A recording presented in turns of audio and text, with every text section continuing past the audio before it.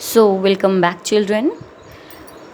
We will study about the northern plains. मैंने आपको बताया था कि हम सिर्फ नॉर्दर्न प्लेन्स में इस एरिया के बारे में आज स्टडी करेंगे, राइट? कि हमारे इस एरिया में नॉर्दर्न प्लेन्स में क्या होता है, सॉइल कहाँ से आती है एंड किन किन नदी कौन कौन सी नदी जो हैं उनकी हेल्प करते हैं, ट्रिब्यूटरीज हैं, right? Okay, so let us start. The northern plains of India are one of the most fertile plains of the world. India का जो नॉर्दर्न प्लेन है वो वर्ल्ड में भी सबसे ज़्यादा फर्टाइल मतलब होता है उपजाऊ. उपजाऊ मतलब जहाँ पे बहुत अच्छी अच्छी खेती हम कर सकते हैं, जहाँ की जो मिट्टी होती है वो बहुत अच्छी होती है, ठीक है, जिसमें कुछ भी लगाएं it is very easy to grow any food item in those places, right? So the soil of these places is alluvial. alluvial एक मिट्टी का प्रकार है, एक टाइप है कि जो वहाँ की मिट्टी होती है वो alluvial होती है. ये जो मिट्टी होती है बहुत ज़्यादा फर्टाइल होती है, ठीक है. It is form by river deposits. और ये मिट्टी जो है वो रिवर अपने साथ में लाते हैं. जैसे बारिश हो या कुछ हुआ तो नदियाँ, आपको पता है कि पहाड़ों से उनका पानी निकलता है तो वहाँ से उस सॉइल को लेकर आते हैं. This soil is renewed every year by fresh deposit. और हर साल ये मिट्टी जो है वो रिन्यूड होती जाती है, फ्रेश होती जाती है फ्रेश डिपॉजिट से. मीन्स हर साल बरसात आती है, कोई ऐसा सीज़न रेनी सीज़न आया तो मिट्टी वहाँ से जो बारिश है वो साथ में लेकर आई, राइट?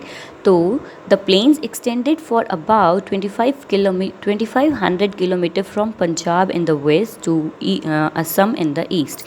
यानी यहाँ वेस्ट से लेके ईस्ट तक जो है वो 25,000 किलोमीटर्स है, यानी पंजाब टू असम.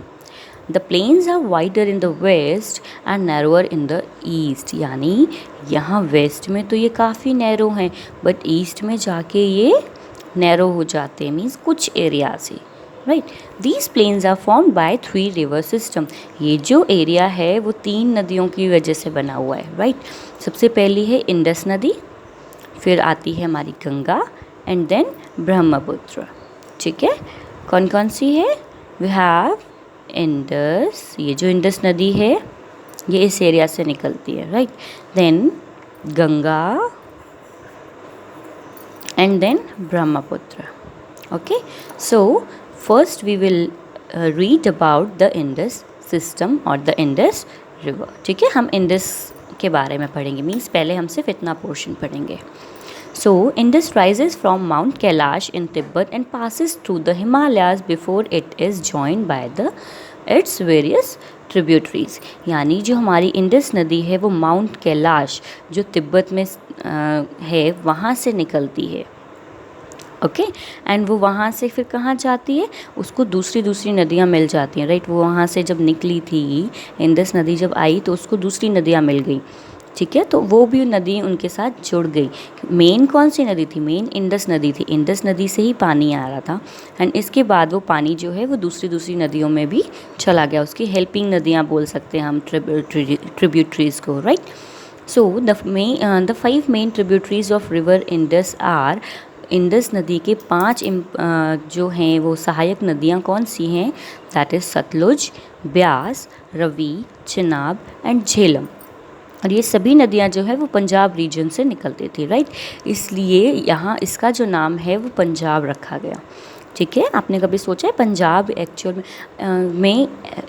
में क्या है? हमारे जितने भी स्टेट्स हैं उनमें कुछ ना कुछ ऐसी क्वालिटी है, कुछ ना कुछ ऐसी चीज़ें हैं, स्पेशलिटी है जिसकी वजह से उन स्टेट्स का वो नाम रखा है, राइट? तो पंजाब की स्पेशलिटी क्या थी कि वहाँ जो पंजाब है वो 5 नदियों से बना था. मीन्स 5 नदियाँ वहाँ से निकलती थी तो 5 यानी पंजाब तब उसको बनाया गया. The 5 rivers Sutlej, Beas, Ravi, Chenab and Jhelum flow through Punjab. और ये 5 नदियाँ पंजाब से निकलती थीं. And the word Punjab means the land of 5 rivers. तो पंजाब का मतलब ही है एक वो ज़मीन जहाँ 5 नदियाँ एक साथ निकलती हैं, okay. The river basin is an area drained by the river and it's tributaries. River basin वो एरिया होता है जहाँ पे नदी और उसकी सहायक नदियाँ निकलती हैं. While Sutlej basin is mainly in India territory. The major part of the remaining Indus basin is in Pakistan. It means कि हमारी सिर्फ अब जो सतलुज नदी है, राइट। ये वाली जो अब सतलुज नदी है सिर्फ वो हमारे पंजाब में इंडियन टेरिटरी के अंदर आती है, बाकी की जो नदियां हैं वो पंजाब जा चुकी हैं। आपको पता है पहले पंजाब जो है वो हमारे इंडिया का ही पाकिस्तान हमारे इंडिया का पार्ट हुआ करता था एंड ये पूरा एरिया पंजाब में रहता था, राइट। लेकिन पार्टीशन जब हुआ, जब पाकिस्तान अलग हुआ, इंडिया अलग हुआ, तो हमारी जो ये 5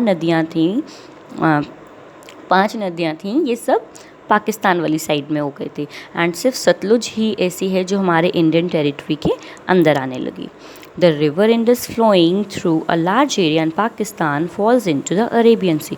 और जो ये नदी जो हैं पाकिस्तान में हो गई हैं, वो सभी नदियाँ जो हैं मोस्टली अरेबियन सी, यानी हमारे यहाँ इस इंडिया के वेस्ट साइड में जो है वो अरेबियन सी है, राइट। तो वो जो पाकिस्तान से नदियाँ निकल रही थी वो अरेबियन सी में जाके मिल रही थी। Okay, so this is all. We will continue our chapter from the Ganga basin, right. जब तक आप इसको अच्छे से समझो, रीड करो एंड लर्न करो। Okay, thank you.